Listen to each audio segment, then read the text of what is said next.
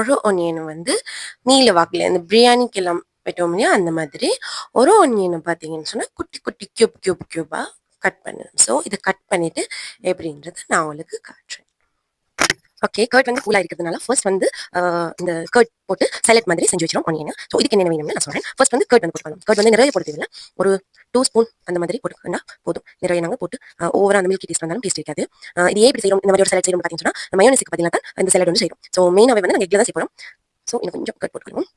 So அடுத்தது பார்த்தீங்கன்னு சொன்னால் கொஞ்சம் சுகர், இந்த மாதிரி ஒரு ஸ்பூனால் கொஞ்சம் சுகர், அதே போல் எனக்கு இது வந்து brown sugar. So brown sugar தான் யூஸ் பண்ணுறோம். ஸோ ப்ரௌன் சுகர் கொஞ்சம் போட்டுக்கணும். ஸோ சுகர் வந்து இந்த மாதிரி அதே ஸ்பூன் எடுத்து மாதிரி இவ்வளோ மாதிரி சுகர் கொஞ்சம் போட்டுக்கொள்றேன். அண்ட் அதோட எங்களோட டேஸ்ட்டுக்கு ஏற்ற மாதிரி எங்களோட இந்த சலாடோட குவான்டிட்டிக்கு ஏற்ற மாதிரி வந்து சால்ட் போட்டுக்கொள்றேன். ஓகே, சால்ட் போட்டாச்சு. அண்ட் கொஞ்சம் நிறைய இல்லை, கொஞ்சம் வந்து பிஞ்ச் மாதிரி இது போட்டுக்கொள்ளும் மிளகு எல்லாமே போட்டு நல்லா மிக்ஸ் பண்ணிக்கொள்ளும். சூப்பராக க்ரீமி ரிச் ஆகிக்கும். ஆனால் எங்களுக்கு அவ்வளோ தேவையில்லை. இது வந்து ரைத்தா பேஸ்ட் தான், இது ரைத்தா மாதிரியே இருக்கும். ஸோ நல்லா மிக்ஸ் பண்ணிக்கணும். ஆனியன் மிக்ஸ் பண்ணி வச்சுக்கிறோம் இல்லையா, அதுக்கே பார்த்தீங்கன்னு சொன்னால் கேரட் துருவி போடையிலும் அதோடைய கியூக்கம்பர் போடையிலும் அதே மாதிரி கேபேஜ் கொஞ்சம் நேரம் சுடு தண்ணியில் உப்புல போட்டா வச்சு அதையும் போடலாம். இந்த மாதிரி வெஜிடபிள் செட் பண்ணி கொள்ளையிலும் கரெக்டாக இது சைடில் வச்சுருவோம். அண்ட் வந்து இப்போ எக்குக்கு தேவையான மாதிரி இந்த மாதிரி நீல வாக்கில் ஆனியன்ஸை கட் பண்ணியாச்சு.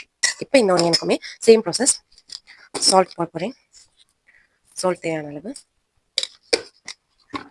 இப்போ இதுக்கு மட்டும் கொஞ்சம் காரம் கூட யூஸ் பண்ண போகிறோம். மஞ்சள், பெப்பர் கொஞ்சம் இந்த அளவு போட்டேன்.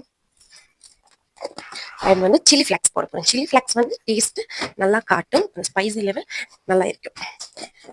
சில்லி ஃப்ளாக்ஸ் கொஞ்சம் நான் யூஸ் பண்ணுறது எங்கர், ஸோ செம்ம ஸ்பைஸ் அது கொஞ்சம் போட்டாலும் போதும். இது நல்லா மிக்ஸ் பண்ணிவிட்டு அந்த ஆனியன்களில் தண்ணியிலேயே இந்த ஸ்பைசஸ் எல்லாம் மிக்ஸ் பண்ணிவிட்டு அதுக்கப்புறம் ஓகே மிக்ஸ் ஆயிடுச்சு, நல்லா மிக்ஸ் ஆயிடுச்சு. ஸோ இப்போ நாங்கள் எக் உடைச்சு